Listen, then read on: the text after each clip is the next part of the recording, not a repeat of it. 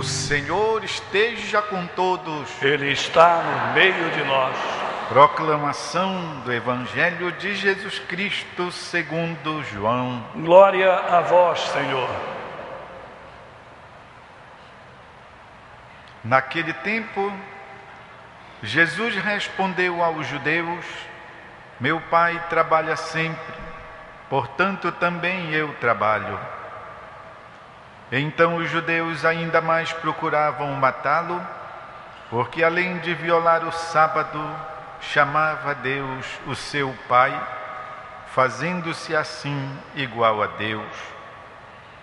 Tomando a palavra, Jesus disse aos judeus: em verdade vos digo, o Filho não pode fazer nada por si mesmo.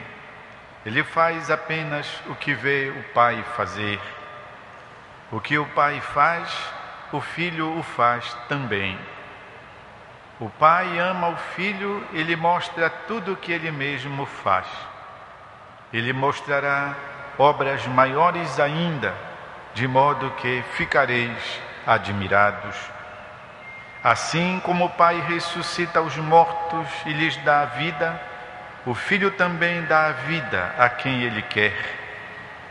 De fato, o Pai não julga ninguém, mas ele deu ao Filho o poder de julgar, para que todos honrem o Filho, assim como honram o Pai. Quem não honra o Filho, também não honra o Pai que o enviou. Em verdade vos digo, quem ouve a minha palavra e crê naquele que me enviou, possui a vida eterna. Não será condenado, pois já passou da morte para a vida. Em verdade eu vos digo, está chegando a hora, e já chegou, em que os mortos ouvirão a voz do Filho de Deus, e os que o ouvirem viverão. Porque assim como o Pai possui a vida em si mesmo, do mesmo modo concedeu ao Filho possuir a vida em si mesmo. Além disso, deu-lhe o poder de julgar, pois ele é o Filho do homem. Não fiqueis admirados com isso, porque vai chegar a hora em que todos os que estão nos túmulos ouvirão a voz do Filho e sairão. Aqueles que fizeram o bem ressuscitarão para a vida, e aqueles que praticaram o mal ressuscitarão para a condenação. Eu não posso fazer nada por mim mesmo. Eu julgo conforme o que escuto, e meu julgamento é justo, porque não procuro fazer a minha vontade, mas a vontade daquele que me enviou. É palavra da salvação. Glória a vós, Senhor. Queridos irmãos e irmãs, nós estamos lendo nesses dias destas semanas que nos aproximam da grande Semana Santa, o Evangelho de São João, e vamos ler estes discursos que são a discussão entre Jesus e os judeus. Essa discussão, ela vai tomando assim um ar sempre mais forte.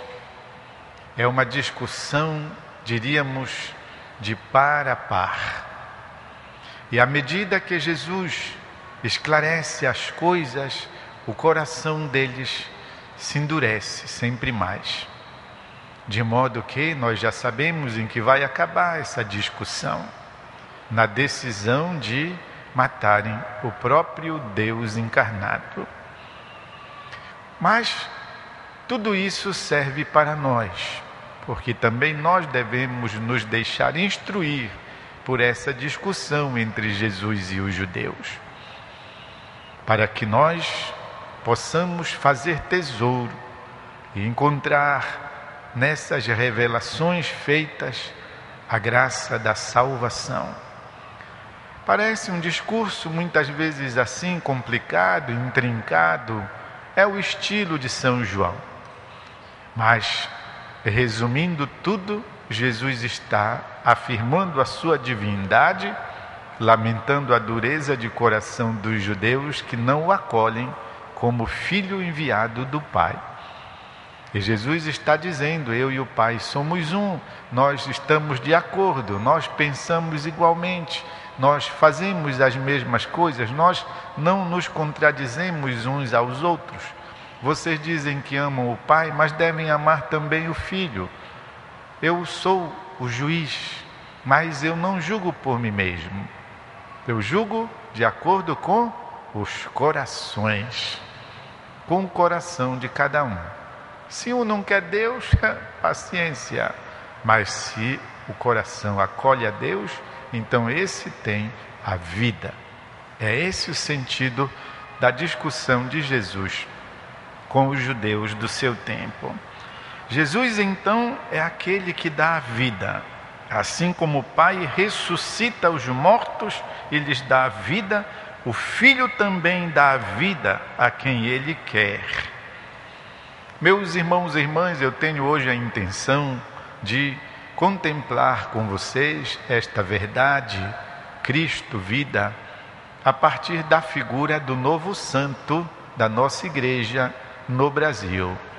Podemos contar o terceiro canonizados: a Santa Paulina, que foi feita santa em 2002, o São Frei Galvão, que foi feito santo em 2007, e amanhã, pela manhã, lá em Roma, no Vaticano, o Santo Padre Francisco vai dar o título, vai declarar santo o nosso, até então, beato José de Anchieta, o apóstolo do Brasil.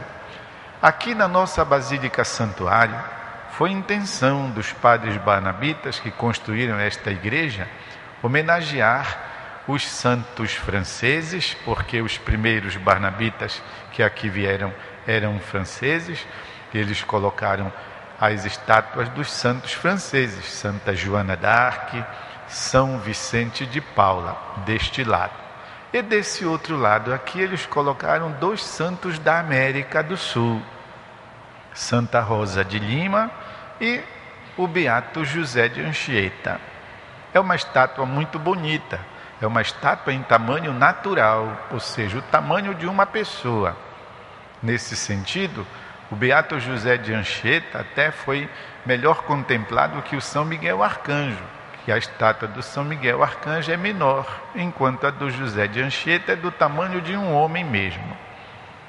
E é uma estátua muito bonita, o apresenta de uma maneira assim, diríamos nobre, majestosa, mas sem ser arrogante.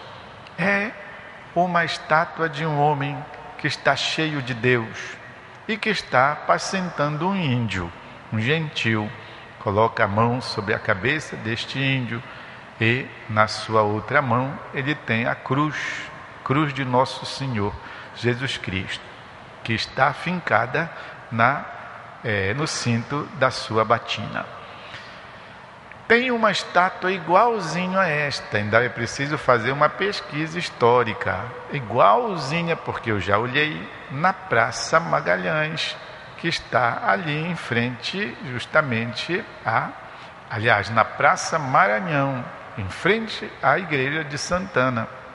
Ali onde tem aquelas bancas, onde tem a porta daquelas lojas, na Praça Maranhão, tem uma estátua igualzinha a essa. O beato José de Anchieta foi um jovem. Alô, jovens que estão aqui para a missa, que vêm todos os dias da aula, do trabalho. Alô, jovens que vieram hoje para a adoração, que já se encontram aqui. José de Anchieta era um jovem normal e uma pessoa muito afável, dizem os seus contemporâneos. A gente diria hoje em bom português, um rapaz legal.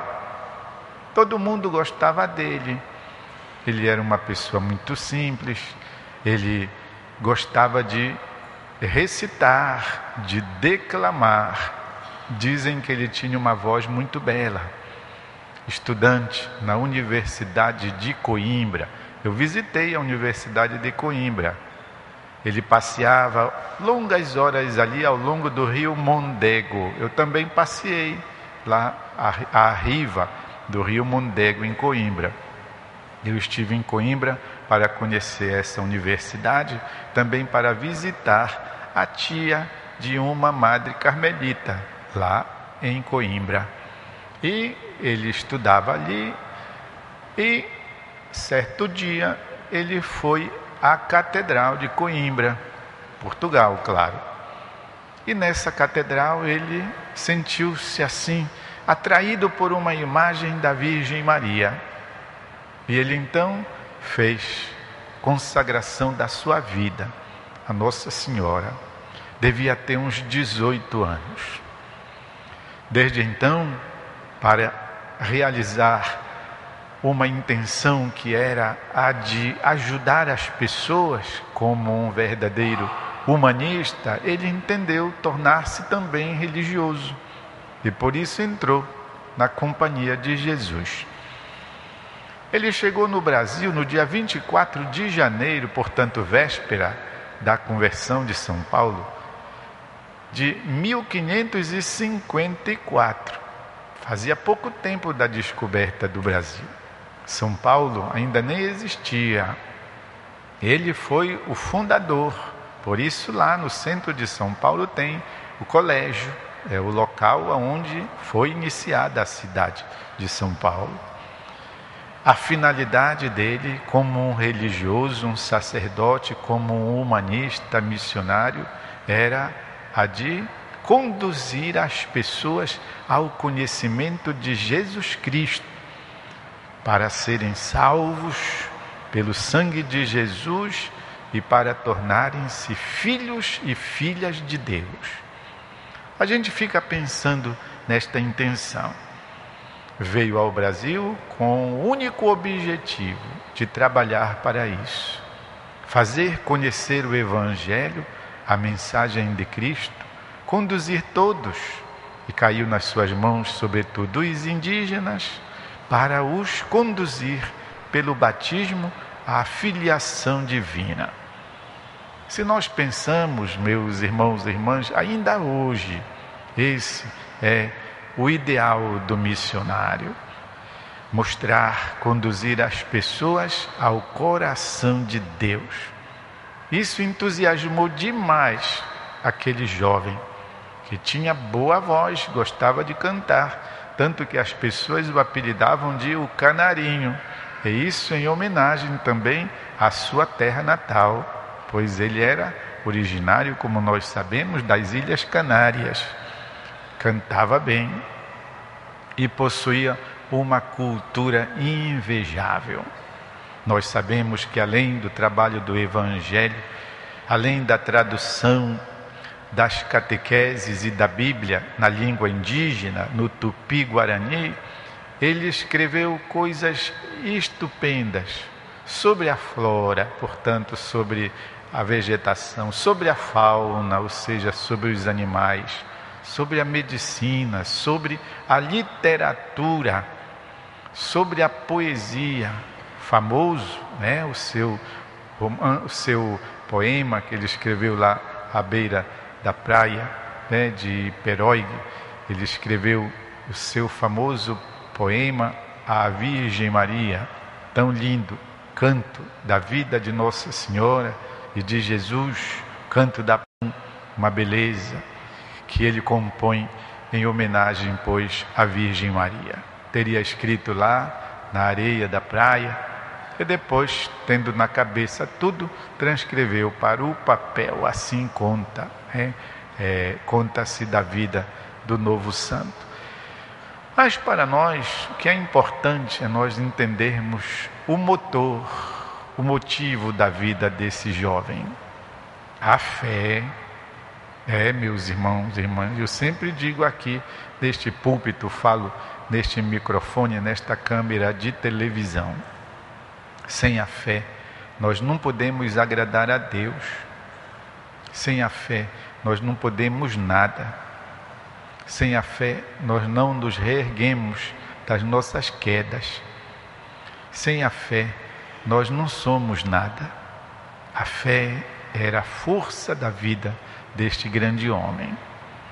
Tem algumas coisas da vida de José de Anchieta que se parecem com a vida de São Francisco de Assis. São Francisco que domava as feras, os lobos. O beato José de Anchieta domou uma onça, a onça que ia para devorar as crianças índias que estavam lá. E quando ele chegou, estava então a onça grunhindo para atacar as crianças. Ele não pegou num porrete, não pegou num chicote, não pegou numa faca, não pegou numa pedra. Afrontou a onça e disse para elas: agora chega, irmãzinha, basta. Obrigado por ter tomado conta das crianças. Pode ir embora, que agora deixem elas comigo. E a onça baixou a cabecinha e foi embora. E ele assim, por conta desta fé, pôde salvar a vida daquelas crianças, daqueles índiozinhos, daqueles curumins que teriam sido estraçalhados, se não todos, pelo menos alguns, à ferocidade daquela onça. Meus irmãos e irmãs, isso nos mostra então o testemunho muito bonito da vida desse grande homem, que amanhã o Santo Padre Francisco declarará novo santo. E nós vamos poder invocá-lo. A sua festa é no dia 8 de junho. Já tem a festa do Beato José de Anchieta.